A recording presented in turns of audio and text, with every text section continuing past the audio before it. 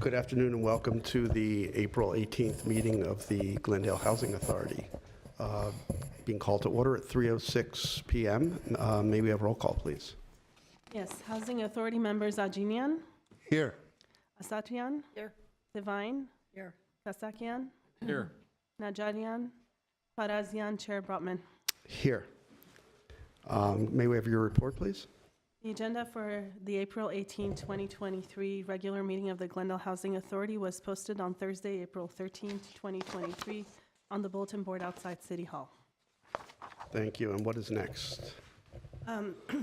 We do not have any oral communications. Next is business agenda. A, community development regarding authorization to issue requests for qualifications for an affordable housing development at 426 Piedmont Avenue and 507 Naranja Drive. A, housing authority resolution directing staff to issue a request for qualifications to solicit developers to partner with the housing authority to perform an adaptive reuse of 426 Piedmont Avenue and 507 Naranja Drive for the development of affordable housing for seniors. Thank you. Mr. Galanian? Yes, good afternoon, Housing Chair and members of the Housing Authority and council members. This project is in alignment with one of council's major priorities for balanced and quality housing. As you may recall, the Housing Authority purchased this property back in September of 2022, last year.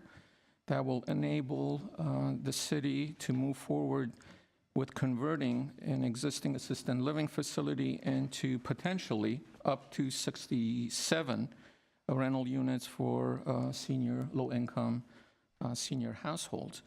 And this is an exciting milestone in that process as to staff is getting ready to issue a request for qualifications from developments for this project. With that, I'm going to invite Mike Fortney, our Principal Housing Project Manager, who has a brief presentation to share with you. Do you want me there or here? Does it matter?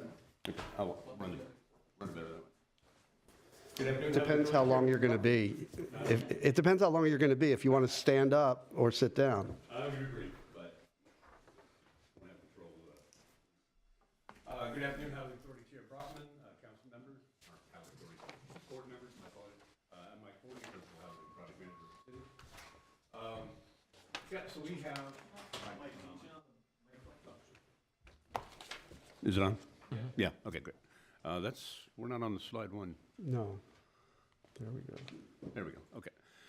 So yeah, this is a RFQ for 426 Piedmont and 507 Naranja. I don't see the link. So we're targeting seniors because the units are going to be small, and also because it's just a fantastic neighborhood right across from Piedmont Mini Park. It's just a very quiet street. It's really nice. The building now is a 112-bed senior assisted living facility, and we think we can get 58 to maybe 67 units converted in there. So we're targeting seniors. 30 to 40% AMI is what we'd really like to emphasize, and we just want to limit the number of 50% and above. And then last time we spoke about this project, there was a question on if we should dedicate a minimum amount that would go to the 30% and to go to seniors that are at risk of homeless. I just kind of ran some numbers at my desk, and I came up with 15 as a minimum, or 25% of total units, which would be maybe 16, 17. So we'd want to at least have that many in the project. And then to gap fund the project, we have the ARP dollars that we were awarded. We were awarded $5.2 million, but some of that's going to go towards admin. So that leaves us between 4.3 and 4.5 million that we can put into the project. And again, we're targeting 15 or more units for seniors at risk of homelessness at 30% AMI. And so talk about the selection criteria, of course.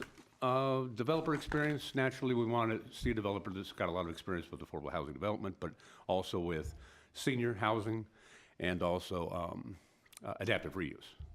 So we'll look at the development experience, development team, their partnership, That would include architect, that would include everyone that they've identified on their team at the point of the RFQ. And then their vision for the site, it's kind of limited to an extent because the exterior of the property is almost completely done already. It's a beautiful building. Landscape still needs to be done, but those plans have already been done. But in the rehab of the interior, there's quite a bit, of versatility or options that you can have. So we were going to take a look at that. And then obviously we always look at the sources and uses that they're proposing.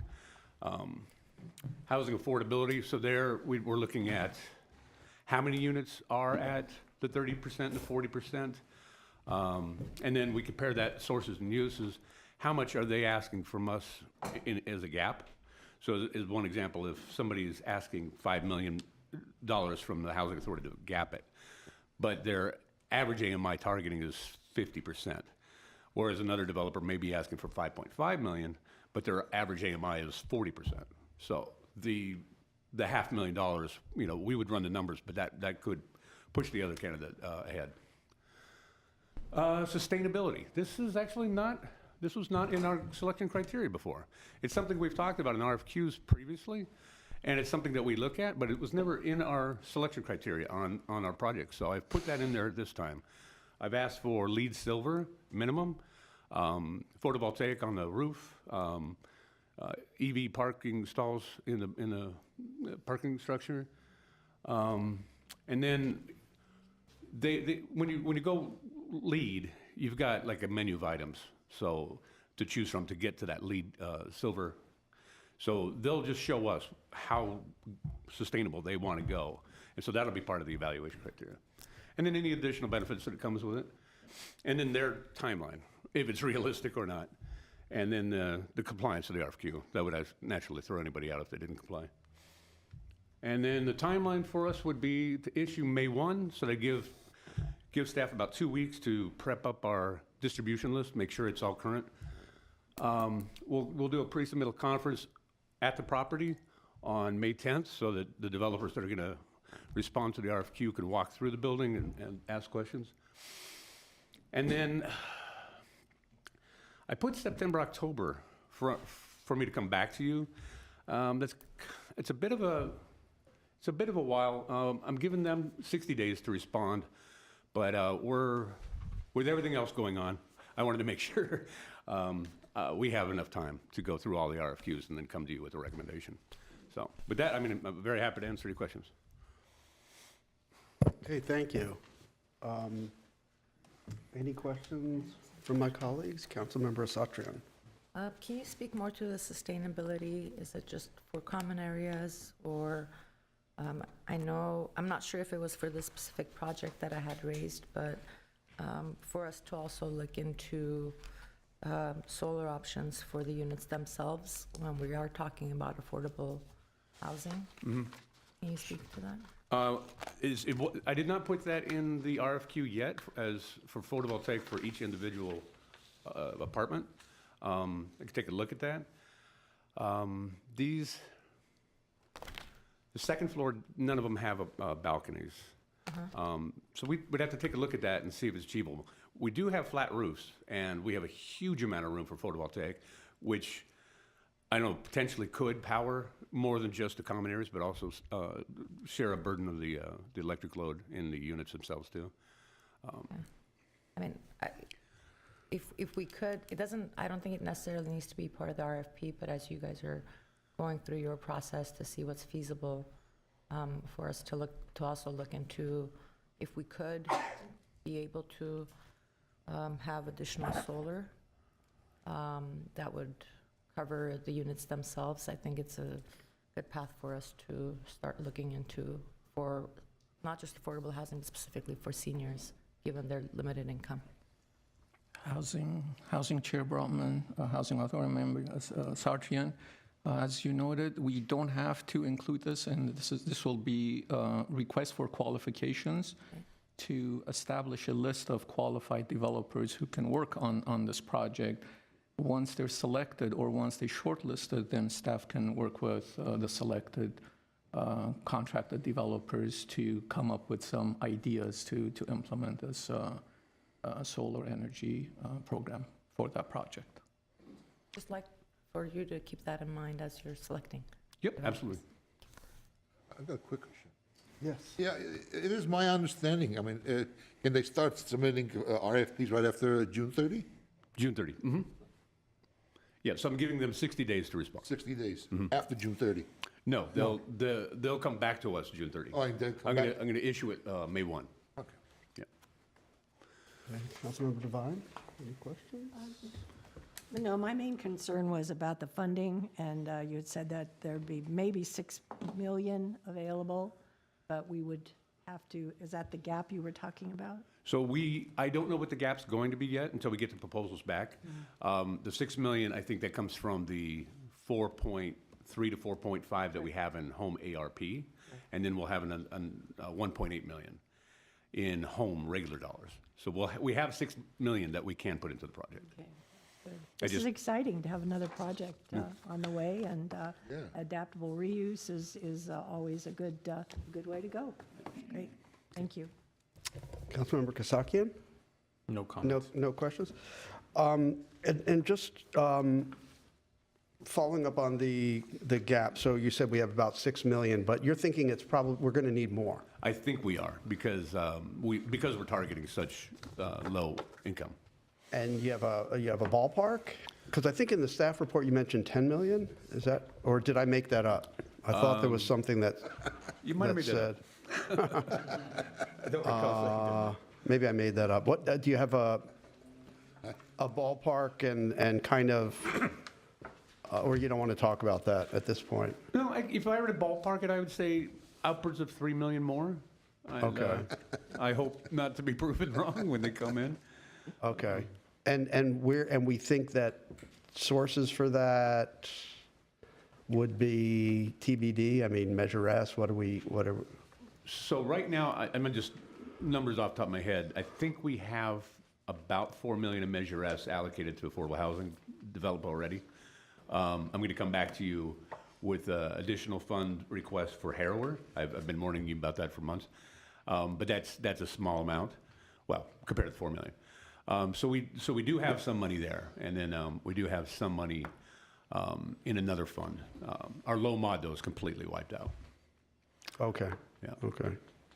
And one other question I had is maybe you could explain this difference between what RFQ and RFP? Is that what we've done? So on some of them, we've done, what was it, Pioneer, we did an RFP? And now we're doing an RFQ. Could you just run through that a little bit? Sure. So, and this is my definition or my variation between the two. When we have a site, we know essentially what it's going to be. You know, we typically will say it's going to be a family or it's going to be senior, but we pretty much know what it's going to be. And especially with this, I mean, the building's already built. We're just going to redo the interior. That's more the RFQ. Whereas an RFP, you got Pioneer, and now Pioneer, we had some ideas on what we wanted to do, but it's the responders have so much more to put into their proposal. You know, diagrams and plans and things like that. It's much more comprehensive. So, this is more a request for qualifications, which an RFP also includes, right? We still do all that. We still look at the developer's experience, everything else. But in addition to all that, we're really looking at their architectural plans, the whole enchilada, the way they site plan the project. So RFP is just a more comprehensive item that you would respond to.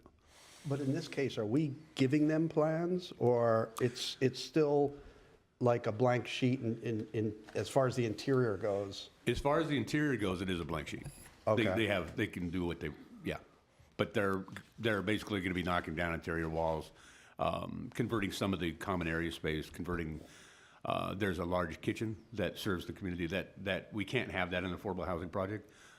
So they'll have to program that space another way. So there is some room for creativity in this project for sure, but not to the extent where it's a ground up and you're designing it, you know, the site planning it, the whole 9 yards. Okay, so different proposals could come back with different number of units? Yes. Mhm. Or we're not being definitive about the number of units, the size of the units, the layout? They're going to kind of come up with different schemes for how they would lay it out and how many units they would fit in and the size and all that? Yeah, we give the range of 58 to 67, but we're just saying that's what we believe. You tell us. Okay. And so I'll make the floor plans that are current, I'll make those available to anybody that responds. And they'll come up with their own. Okay, and then you said, as far as the income limits, you're saying 25% or 15 units would be 30% or below? Is that what you're saying? Well, at 30%. Yeah. 30%, okay. And then, and then the rest of them would be, then some would be 30 to 40 and some would be above 40, or, I wasn't clear on how it's being Right, so broken out. all we're dictating in the RFQ is that 15% or no, 25% or 15 are at the 30%. Okay. And then it's up to the developer to propose to us how many 40s, 50s, and 60s they want to do. And so what I do is I calculate the average AMI that they're targeting based on all of those units. Okay. And we score them on how affordable their proposal is. Oh, okay. And then I compare that to how much they're asking from us. Okay. So it's a okay, cost-benefit analysis.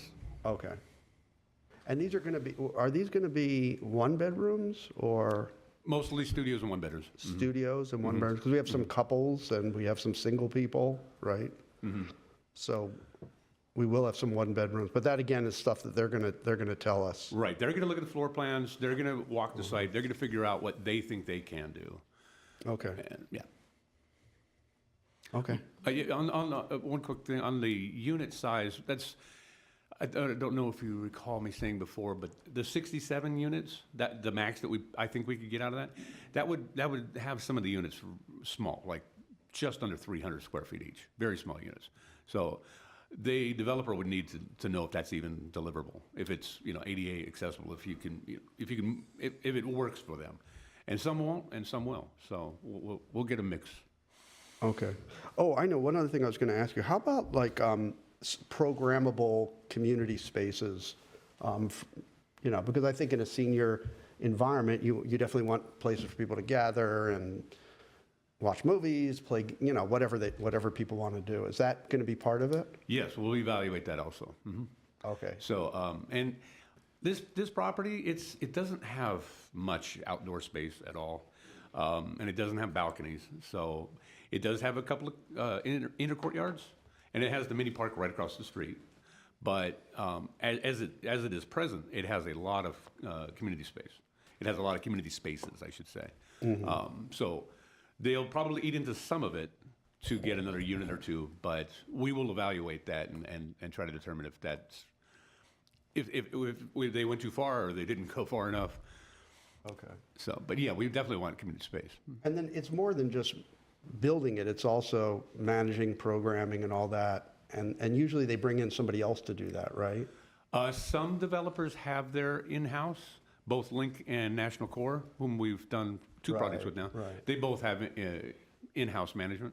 Others do. Others will bring the third party. But that's part of the deal is, yeah, they manage it. They're going to program, they're going to tell us like what they would do with some of these common spaces and all that. Yeah, I could go back real quick. That's part of the evaluation. Their additional benefits, sure, but also the development team, the partnership, and their experience. That includes the whole team. So that would include the management team. And yes, they have to tell us exactly what they're planning to offer the seniors. Okay. Okay. I'll sounds move good. the item. I think Okay. it's great. Is there a second? Okay, thank you. And may we have roll call? Housing Authority members Ajikian, Yes. Asatirian, Yes. Divine, Yes. Kasakian, Yes. Najarian, Parazian, Chair Brotman. Yes. Now, the next item, we are going to continue till May 3rd. Is that right, Mr. Galanian? Yes, Housing Chair. Yeah, in the, because of the absence of Councilmember Najarian, we will just hold this item and bring it on the 3rd. May 2nd. I'm sorry, May 2nd. Second. May 2nd, so 2 weeks from today. Okay. So in that case, what do we have next? We don't have any other items before us, so. Okay, so then I'll look for a motion to adjourn? I'm sorry. Okay. I think there are authority staff comments if there's. Oh, Oh, sorry. can't keep it Housing straight. Authority. Okay, authority staff comments. Does anybody have any comments? Anyone? No, okay. And I'll just double check, no public comments, right? Okay, good. All right, so now I'll take a motion. Adjourn. Okay, Councilmember Satrian moves, Second, and Board Member Ajinian seconded. Thank you. So we're adjourned at 3:26. And now we roll over to